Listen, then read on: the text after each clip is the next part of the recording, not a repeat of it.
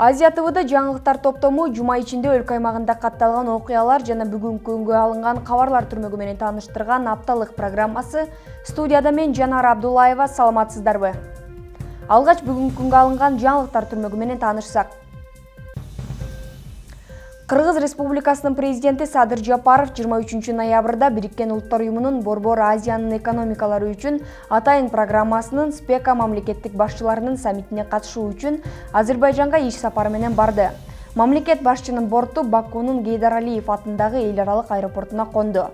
Аэропорттун флагштокторуна СПЕКага мүчө мамлекеттердин желектери илинип, ардактуу кароолдун ротасы тизилди. Президент Садыр Жапаровду биринчи вице-премьер-министр Эюбов Якуп Абдулла тосуп алды. Кыргыз Республикасынын расмий делегациясынын курамындагылар Тышкы иштер министри Жээнбек Кулубаев, президенттин администрациясынын тышкы саясат бөлүмүнүн башчысы Муратбек Азымбакиев, Кыргызстандын Швейцариядагы атайын жана ыйгар муктуу элчиси, Кыргызстандын Бириккен Улуттар Уюмундагы жана Женева шаарындагы башка эл аралык уюмдардын туруктуу өкүлү Омор Султанов, экономика жана коммерция министри Данияр Амангелдиев. Аталган саммит Азербайжан Республикасынын президенти Ильхам Алиевдин төрагалыгы алдында өтөт. Быйыл СПЕКа программасынын 25 жылдыгы белгиленет. Кыргызстанда 6000ге жакын окуучу ысык тамак менен камсыздалды. Бул тууралуу Бишкекте өткөн КМШ өлкөлөрүнүн мектеп тамак ашы боюнча биринчи форумунда билим берүү жана илим министри Доктуркүл Кендирбаева билдирди. Анын айтымында бүгүнкү күндө башталгыч класстын балдары үчүн бир жолку тамактануу уюштурууга бардык шарттар түзүлгөн жана аларды каржылоо республикалык бюджеттен жүргүзүлөт. Доктуркүл Кендирбаева бүгүнкү форум КМШ өлкөлөрүнүн мектеп тамак аш программаларынын натыйжалуу ишке ашыруу боюнча алдыңкы тажрыйбаларын алмашууга мүмкүнчүлүк түзгөн мыкты аянтча экенин белгиледи. Улуттук мектеп тамак аш программасынын негизги максаты башталгыч класстардын окуучуларын пайдалуу ысык тамак менен камсыз кылуу. Анткени мектеп тамак ашы сапаттуу билим алууга өбөлгө түзүп, балдардын окууга болгон дымагын жана натыйжалуулугун жогорулатат, деди министр. Буга кошумча Кендирбаева Бириккен Улуттар Уюмунун дүйнөлүк азык-түлүк программасы, мектептеги тамак ашты оптималдаштыруу программасынын алкагында техникалык инфраструктуралык колдоо көрсөткөндүгүн, ошондой эле менюну иштеп чыгууга көмөктөшкөндүгүн белгиледи. Мектеп тамак ашы боюнча биринчи форумга КМШга мүчө өлкөлөрдүн жана башка кызыктар өлкөлөрдүн мамлекеттик бийлик органдарынын жетекчилери, бул чөйрөдөгү алдыңкы эл аралык институттардын жана мекемелердин өкүлдөрү, профилдик илимий, эксперттик жана коммерциялык уюмдар катышты. Транспорт жана коммуникациялар министрлигинин маалымат кызматы бийик тоолуу ашуулардагы абал тууралуу маалымат берди. Ага ылайык бүгүнкү күнгө карата өлкөнүн ашуулары менен жолдорунда унаа кыймылына чектөө жок, жол ачык. Буга чейин Сосновка постунда оор жүк ташуучу унааларга киргизилген убактылуу чектөө саат 9:30да алынды. Транспорт жана коммуникациялар министрлигине караштуу жол тейлөө ишканасынын кызматкерлери өздөрүнө бөлүнгөн аймакты толук көзөмөлдөп жатышат. Ош, Сарыташ, Эркечтам унаа жолунун Чыйырчык, Талдык, Тоң-Мурун ашууларында, Алабука, Жаңы Базар, Кировканын Чапчым ашуусунда, Бишкек, Нарын, Торугарт унаа жолунун Долон, Шек, Акбейит, Тузбел, Кубакы ашуулары менен Өтмөк, Алабел жана Төө ашуунда жол ачык, каттан бар. Ал эми Каракол, Эңилчек жолунун Чоң ашуу жана Барскон, Акшыйрак жолунун Сөөк ашуусунда борон болууда, каттан бар. Белгилей кетсек, чынжыры жок жана жайкы дөңгөлөк менен чыккан унаалар жолчулардын ишине тоскоол болуу менен жасалма тыгын жана авариялык абал жаратууда. Мындан улам транспорт министрлиги тоолуу аймактар жана ашуулар аркылуу жол тарта турган айдоочуларды унаа дөңгөлөктөрүн кышкыга алмаштырып алууга чакырат. Кыргызстандын карате Киокушинкай-кан боюнча улуттук курама командасы дүйнө чемпионатына катышат. Бул тууралуу Дене тарбия жана спорт департаменти билдирет. Биринчилик Казакстандын Алматы шаарында 24-26 ноябрга чейинки аралыкта өтөт. Курама команда башкы машыктыруучу Шевченко Сергейдин жетекчилиги алдында мелдешке катышат. Эми кезекти узап бара жаткан жума ичиндеги кабарчыларыбыз тарабынан даярдалган материалдарга берсек. 2022 жылдын 26 апрелинде Ысык көлдүн экологиясын сактоо боюнча кечиктирилгис чаралар жөнүндө президенттин жарлыгынын ишке ашыруунун алкагында Борбордо Тунук көл, Тунук келечек аттуу экологиялык форум өттү. Анда бир катар сунуштар менен кошо Ысык көлдүн экологиясын коргоо бир гана туристтик сезондо эмес, ар дайым көңүл борборунда болушу керектиги айтылды. Учурда Ысык көл облусу боюнча 1127 эс алуучу жай болсо, анын 200гө жакынын гана өздөрүнүн саркынды сууларын тазалоочу курулмалары бар. Калгандары кандай жол менен иштеп келгени төмөнкү сюжетте сөз болот. Өлкөлүк касиеттүү энем менен деп ушул жалпы кыргыз казакка таанымал Майра Келим кыз апабыз айтып ырдап аманат кылып таштап кеткендей, бүгүнкү иш чарабызды жалпы ошол Тунук көл 2022 жылдын 26 апрелиндеги ысык көлдүн экологиясын сактоо боюнча кечиктирилгис чаралар жөнүндө президенттин жарлыгын ишке ашуунун алкагында Борбордо Тунук көл, Тунук келечек аттуу экологиялык форум өттү. Форумга Жогорку Кеңештин депутаттары, экологдор, министрликтин өкүлдөрү, активисттер жана башкалар катышып, кыргыз бермети болгон ысык көлдүн экологиясын сактап калуу, аны келечек муунга татыктуу өткөрүп берүү жол жоболору тууралуу кеңири пикир алмашуу болуп, сунуштар айтылды.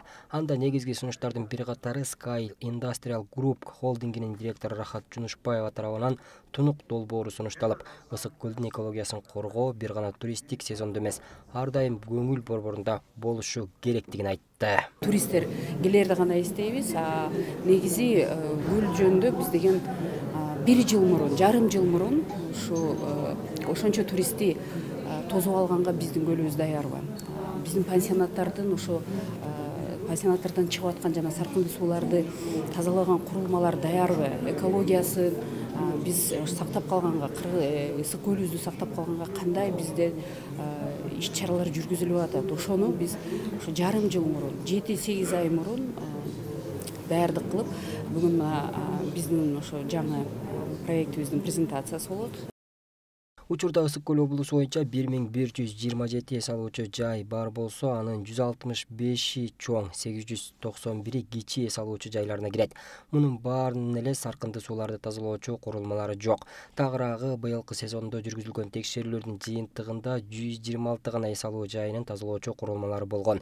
Калгандары чоң шаарлардын, мисалы Чолпон Ата, Каракол сыяктуу шаарлардын жана курулмалары бар эс алуучу жайларга гана саркынды суулары кошулуп турган.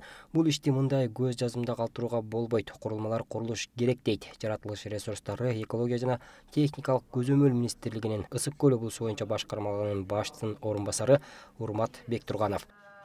Быйылкы сезон биринчи ушул указды аткаруудагы эң бир талаптуу коюлган биринчи сезон болду.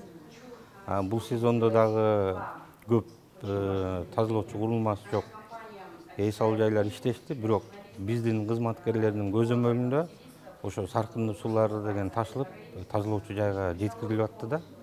Эми деген бул ишти деген мындай эле калтыра берсек болбойт. Муну деген баары бир деген тазалоочу жайга куруу жагын деген маселени чечүү эң биринчи биздин маселелерден болуп турат. Форумга катышып, Кореядан саркынды сууларды тазалоочу, аба жана сууну тазалоочу жабдыктарды өндүргөн Дейхан Environment компаниясынын директору Джонг Теун өз тажрыйбабыз менен бөлүшүү менен бирге Тунук долбоорунун алкагында биргелешип иштесек деген ойдо. Биздин форумга катышуубуздун себеби ысык көлдү сактоо. Биздин технологиябызды Sky Тунук компаниясы менен чогуу биргелешип иштешип, тажрыйбабыз менен бөлүшүү. Учурда бизде көптөгөн жабдыктар бар. Бардык көлөмдө чыгара алабыз. Биздин компания жалаң эле саркынды сууларды тазалоочу эмес, абаны, сууну тазалоочу да жабдыктарыбыз бар. Кошумчаласак, Тунук компаниясы жаңы түптөлүүдө. Анын бардык жабдыктары алдыңкы Корей технологиясы менен иштелип чыккан жана сапаттын бардык стандарттарына жооп берет. Бакытбек Болсунов, Мариямбек Асанов, Азия ТВ, Бишкек. Жайында эмес, азыр ушундай форумдар өткөрүп аткан өтө жакшы болуп атат, маанилүү болуп атат. Анткени азыртан баштап даярдансак, кийинки жылы көлүбүздүн таза болушуна бирден бир түрткү болот жана үлгү болот деп айтып атат. Аймактарда элдик курултайдын делегаттары шайланды. Элдик курултайга делегаттарды шайлоо боюнча жергиликтүү жамааттын өкүлчүлүктүү жыйыны өттү. Жыйындын катышуучуларына элдик курултай жөнүндө маалымат жана жергиликтүү өкүлчүлүктүү жыйынга өкүлдөрдү шайлоо жөнүндөгү жобого ылайык өткөрүү эрежелери тааныштырылды. Андан соң жыйындын күн тартиби бекитилип, шаар аймактарынан сунушталган делегаттар ачык добуш менен шайланды. Элдик курултай 2023 жылдын 15 декабрында өтөт. Өлкөнүн бардык аймактарында өкүлчүлүктүү жыйындар өтүп, элдик курултайга делегаттар шайланды. Алардын бири Ош облусунун Өзгөн районундагы Кызыл Октябрь айыл аймагында саат 10:00-дө жыйын башталган. 5 декабрында Бишкек шаарында өтө турган элдик курултайга делегат шайлоо. Биринчи маселе, ал эми экинчиси Бул аймакта 10 айылдан жалпы 100 өкүл бекитилген. Тартип боюнча жыйынды айылдык кеңештин депутаты алып барып, аларга жобону түшүндүргөн соң эсептөө комиссиясы аныкталып, талапкерлер сунушталды. Эми кезектешип алсак деген сунуш болуп атат да. Өкүлдөр ар бири өздөрүнүн айылындагы орчунду уделген көйгөйлөрүн айтып, жалгыз талапкерди бир добуштан колдоп, резервке дагы бир адамды шайлашты. Мындан сырткары аткарылган иштер боюнча кийинки жылы отчет берүүсүн да белгилеп өтүштү. Барганда дагы ал жерге барып, бүт маселени айтып, керектүү нерселерди айтып анан анан мен бир маселени айтып турам. Абдулбекке бардыңыз бул турат. Баргандан кийин ушул кишилердин жоопкерчилигин эмки жылы ушул жерде алышыбыз керек. Ошентип делегаттандоо ачык айкын жүргүзүлүп, курултайда айтылуучу маселелер ортого салынды. Өкүлчүлүктүү жыйын ушул атайын түзүлгөн убактылуу жобонун негизинде өтүлдү. Бүгүнкү жыйында бизде күн тартибине 2 маселе каралган. Биринчиси ошол 15 декабрда өтүлө турган элдик курултайга делегат шайлоо. Экинчи маселе ошол курултайга берилүүчү айыл аймагы боюнча 3 бир маселе бекитип алуу болчу. Делегаттыкка кандидаттардан 4 делегат көрсөттү. 4 делегаттан 2 саматвот берди. Ошондо бирөө 36 добуш менен, экинчиси 9 добуш менен резерв болсо, бири элдик курултайга делегат болду. Ал эми делегат болуп тандалган Мамазайыр Ормонов 15 декабрда өтүүчү курултайда маселелердин баарын жеткирем дейт. Алдыда эң көйгөйлүү делген 3 маселе тандалып алынат. Калгандары район жетекчилигине жана облус башчыларына жеткирилери айтылды. Бу жерде азыр бизде ирригация маселеси болуп атат. Суу маселеси бизде ошол Кочкарата Куршап дарыясы бар. Ушунун башындагы ошол жерде тозуп, мини гэсти куруп, ошондо насос менен эмес, суунун агымы менен Өзгөнү районунун бир 30%, Кара Суу району ушу бекер насос менен эмес, суу агым менен, суу менен камсыз болушка шарт түзөт. Ошого мен арызча эмени бөлөм мен. Эске салсак, өткөн жылы бул аймактан барган делегаттар Жаман-Адыр участкасына суу чыгаруу маселесин козгошкон. Ага өлкө башчысы көңүл буруп, быйыл канал куруу иштери жүрүп жатат. Канал бүткөн соң 700 гектардан ашуун жер өздөштүрүлүп, жашылдандырылат. Гүлжан Ажиматова, Бектур Калыбек уулу, Ош облусу.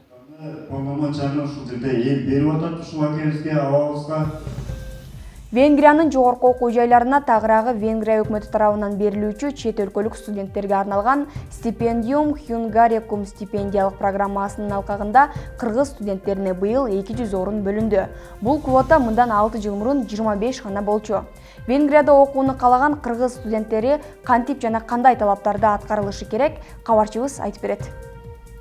И мы хотели бы от посольства представить вам информацию. Венгриянын Кыргыз Республикасындагы элчилиги Венгрия өкмөтү тарабынан берилүүчү жана чет өлкөлүк студенттерге арналган стипендиум Хюнгарекум стипендиялык программасы боюнча маалымат жыйын өткөрдү. Венгриянын Кыргызстандагы элчисинин орун басары Дороце Ласло Венгрия менен Кыргызстандын ортосунда билим берүү жана илимий изилдөөлөрдү эки тараптуу мамилелерди өнүктүрүү үчүн бул программанын маанилүүлүгүн белгиледи.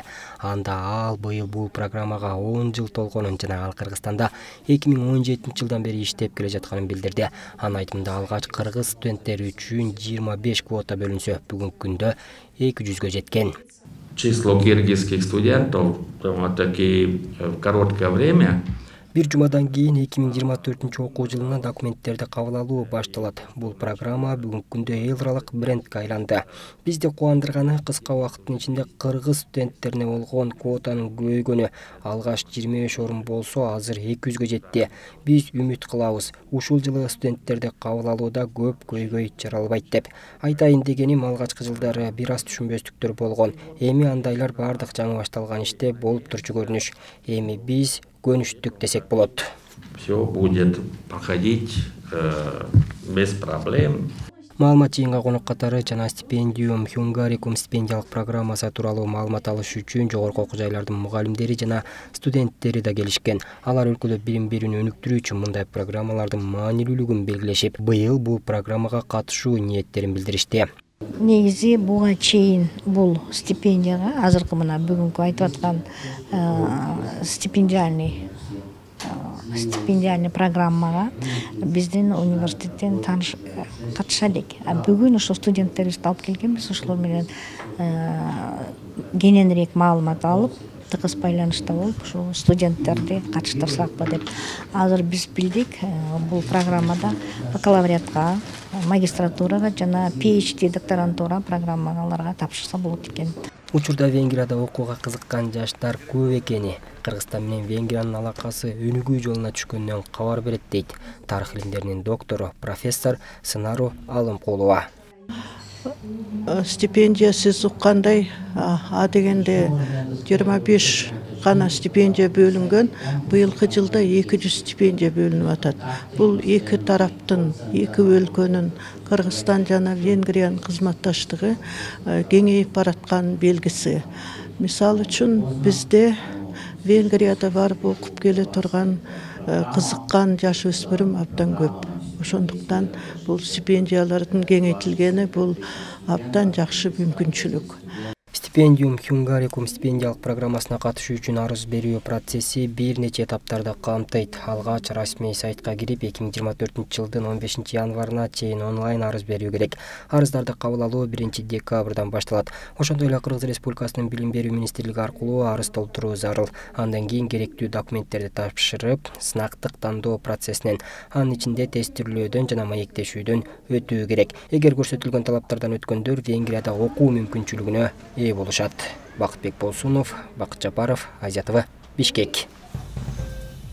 Кара Суу районунун Мада айыл өкмөтүндө ички жолдорго асфальт төшөлдү. Кыргызчек жана Асанчек айылынын ички жолдору оңдолуп, асфальттоо иштерин жергиликтүүлөр күтүшкөн.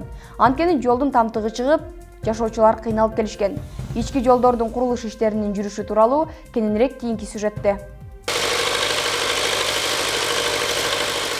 Мада айыл өкмөтүнүн Кыргызчек айылынын Абдыбалиев көчөсүнө 760 метр ички жолуна асфальт төшөлүүдө. Чаң баскан жолду жергиликтүүлөр жүдөп, жаман жолдун азабын жылдар бою тартып келишкен.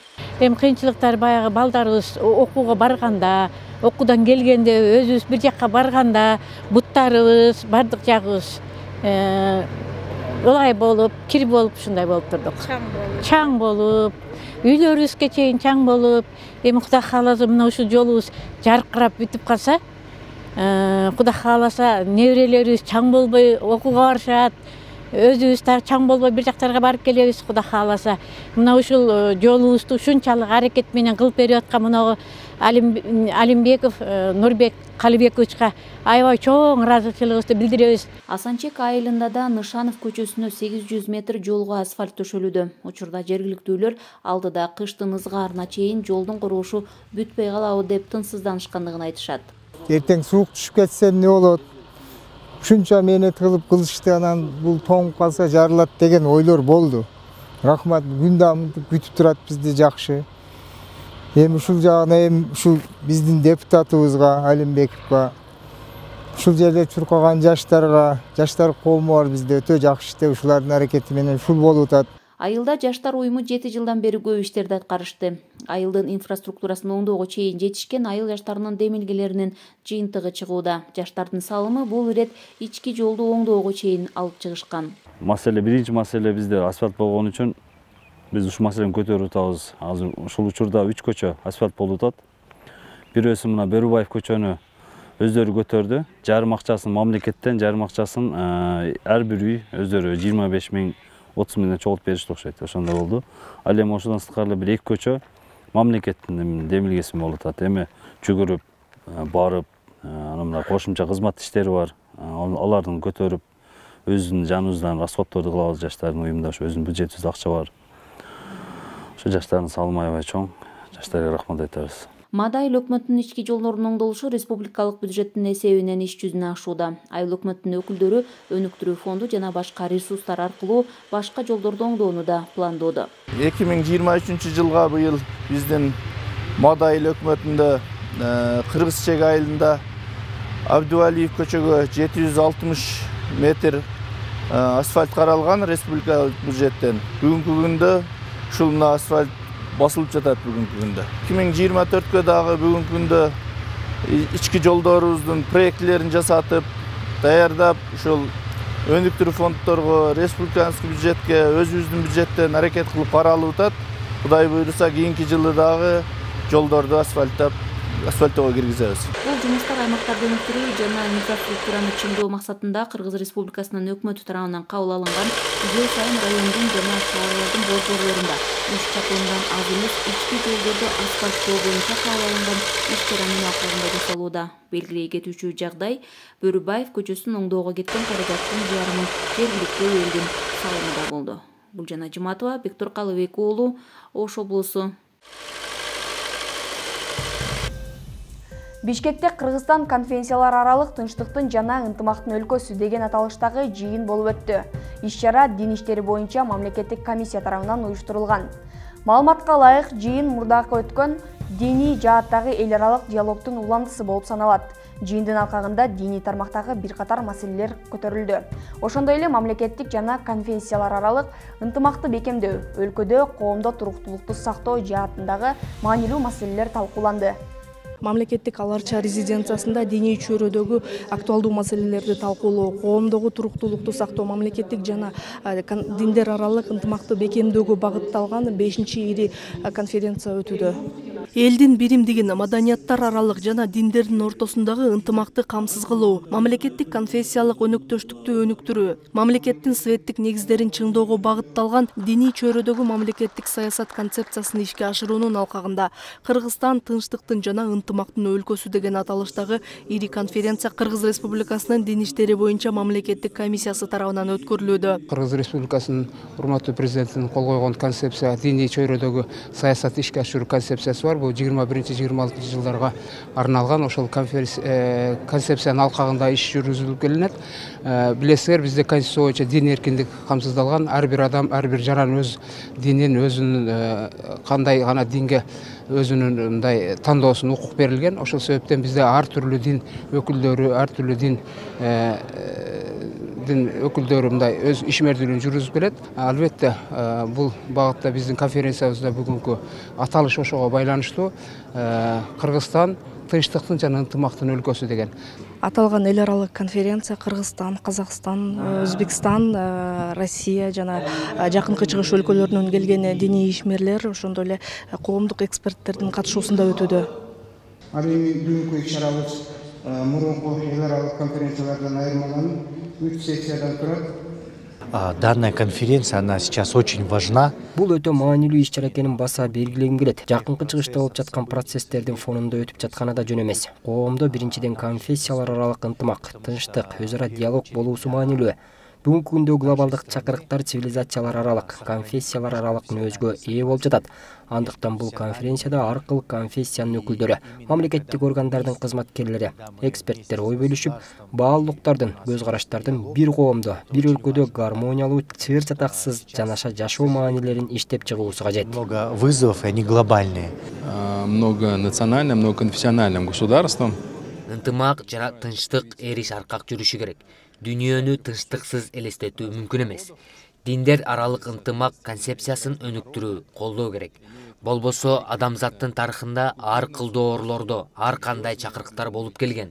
Россия бүгүнкү күндө светтик өлкө болсо да, дээрлик көбү христиан православ динин карманат. Ондогон кылымдар, көптөгөн конфессиялардын өкүлдөрү, көп улуттар өз ара тынчтык түшүнүү менен жашап келишет. Этот мир и согласие между собой.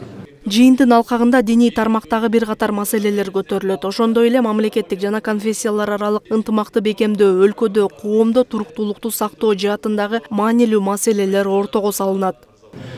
Коомчулукта билесиздер, баягы адамдарга түшүндүрүп, бул нерсени, бул максатты адам катары бири-бирин сыйлап жашоону ар бир дин ошону көздөйт. Өзгөчө биздин ислам динибиз дагы пайгамбарыбыздан калган нерсе. Ар бир коомдо кандай дин тутунса дагы ошо диндегилер менен мындай ынтымакта жашоону пайгамбарыбыз да көрсөтүп кеткен. Ошонун негизги ошого бир жол ачылат деген ойдобуз. Ана мына келип аткан чет мамлекеттерден келип аткан коноктор да мына ар кандай дин тутунган адамдар, христиандар, мусулмандар жана башка адамдар келип атат, эксперттер, ошолор баардыгын оюн айтышып, ушул жерде бир жакшы бир натыйжа чыгат деген ойдом. Кыргызстанда христиан, ислам, юдаизмди кошкондо 17ге жакын конфессия өкүм сүрөт. Акыркы учурда Кыргыз Республикасынын диний өнүгүүсү өзүнүн 4-чү этабын жашап жатат. Бог сотворил человечество в составе одной семьи. Кудай адамзатты бир үй-бүлө курамында жаратканын эсибизден чыгарбасак, ал үй-бүлө кеңейип, үй-бүлөлөр көбөйүп, өз ара алака мамиле түзүп, достошуп, бир туугандык сезимди сактап калуубуз маанилүү.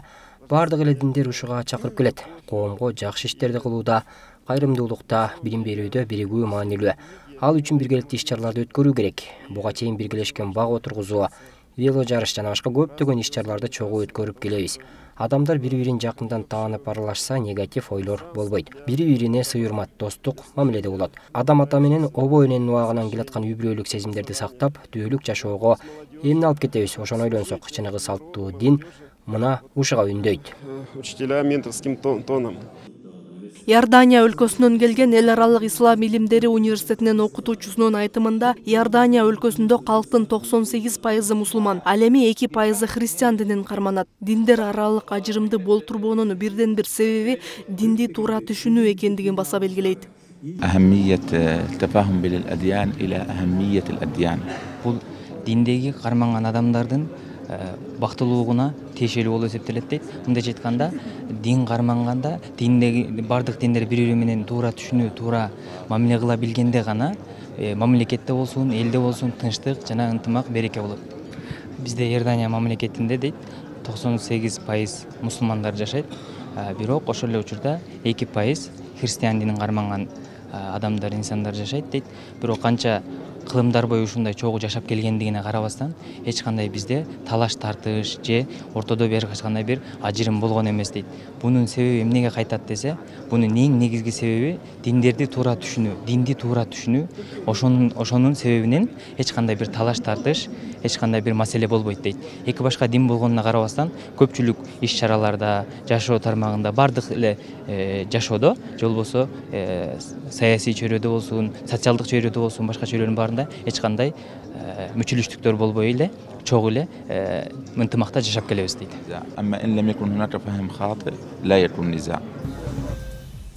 Борбор калаада Ханафи мазхабынын бүгүнкү глобалдык доордогу 2-чи эл аралык симфозиуму өткөрүлдү. Анда мазхаб кармануунун олуттуулугу, Ханафи мазхабынын өзгөчөлүгү, исламдагы жана Орто Азиядагы орду талкууланып, Иордания, Египет өлкөлөрүнөн келген диний аалымдар тарабынан лекциялар окулду. Иш-чарадан кийинирээк кесиптешим айтып берет. Кыргызстан мусулмандар дин башкармалыгы тарабынан Ханафи мазхабынын бүгүнкү глобалдык доордогу ролу 2-чи эл аралык симпозиуму өткөрүлдү. Анда мазхаб кармануунун олуттуулугу, Ханафи мазхабынын өзгөчөлүгү, исламдагы орду талкууланып, Иордания, Египет, Казакстан, Өзбекстандан диний аалымдар жана Москванын муфтийи, ошондой эле АКШнын ислам цивилизациясын өнүктүрүү боюнча фондунун жетекчиси тарабынан Кыргызстандагы казыларга, медресе жетекчилери баштаган жалпы 200 адамга лекция окушту. Анда туура эмес агымдарга кирип кетпөө, Ханафи мазхабынын өзгөчөлүктөрү айтылды. في هذا اليوم الكريم وفي هذا المؤتمر المهم. Мен жалпы кыргыз элине кайрылат элем, ушул мазхабты бекем кармагыла. Анткени Ханафи мазхабынын матуриди акыйдасын ата-бабаңар кармап келаткан жолдо дуа кылгыла, үрп-адатта бекем болгула демекчимин. Кудай буйрса чоң ийгиликтерге жетишесиздер. Эмне себептен Борбор Азия жана кыргыздар Ханафи мазхабын карманып келишкен? Анткени бул мазхабта бардык баалуулуктар сакталып келген. Кыргыздар ислам динин кабыл алгандан бери дин тутууда Ханафи мазхабы менен каада салт үрп-адаттарын эри шаркка кала жүрүшкөн. Ошондон улам да салттуу дин деп аталып калган. Мындан улам туура эмес агымдарга кирип кетүү коркунучунун алдын алууда бир система иштелип чыгуу аракети жүрүүдө. Анда той аштардан тарта маркумду акыркы сапарга узатууга чейинки бардык иштер республика боюнча бир эрежеге баш ийиши керек. Той өткөргөнүбүздө, жамандыкта, адамды узаткандагыбызда бардыгы бул шариятка ылайык бир системада кетиш керек. Ар жерде ар кандай, ар бир айыл өз-өзүнчө кыла берүүдөн чочулашыбыз керек. Бул элди бөлүп жарылууга алып барат. Ошон үчүн ушунун үстүндө иштеп атабыз. Ошондуктан ушу чоң аалымдарыбызды чакырып, алар дагы ушунун лекцияларында айтып атат. Силер бизди туурабагыла, биз арабпыз. Биздин өзүбүздүн адатыбыз бар. Силер кыргызсыңар. Кыргыз боюнча калгыла. Ыйманыңар болсун, бирок силердин кыргыз салт санаңарга ылайыктап турган динди жашагыла. Мындай иш-аракеттер коңшу Казакстанда жолго коюлган. Анда дин тутуу казак маданиятынын салт санаасына жараша түзүлүптүр. Бизде салттуу дин деп айтылса, коңшулар салтташтырууга негизделген ислам дешет. Республика боюнча жалпы 9 медресе, колледж, Калкаралык ислам университетинен билим алгандар гана андан ары дин жайылтууну өздөрү колго алышкан. Адатта башка өлкөдөн келгендер жергиликтүүлөргө дин тууралуу атайын окутууларды өткөрүшпөйт экен. Гылымий жумуштарга, сыртка сапарларга чыгып келүү бул адеттеги жагдай.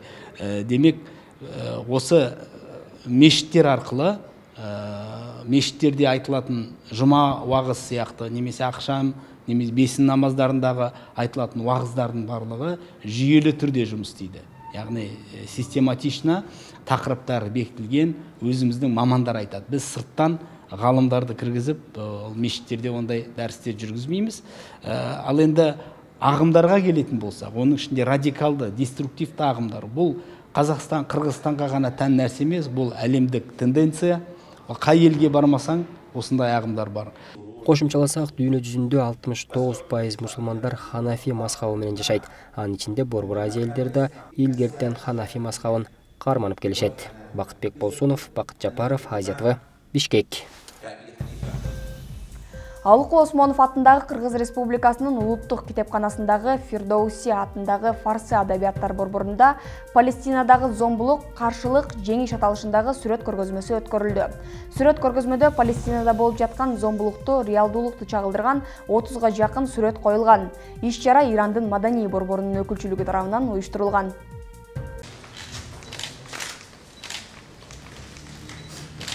Алыкул Осмонов атындагы Кыргыз Республикасынын улуттук китепканасындагы Фирдоуси атындагы фарсы адабияты борборунда Палестинадагы зулумдук, каршылык, жеңиш аталышындагы сүрөт көргөзмөсү өткөрүлүүдө. Сүрөт көргөзмөдө Палестинада болуп жаткан зулумдукту, реалдуулукту чагылдырган 30 сүрөт коюлган. Иш-чара Ирандын маданий өкүлчүлүгү тарабынан өткөрүлүүдө.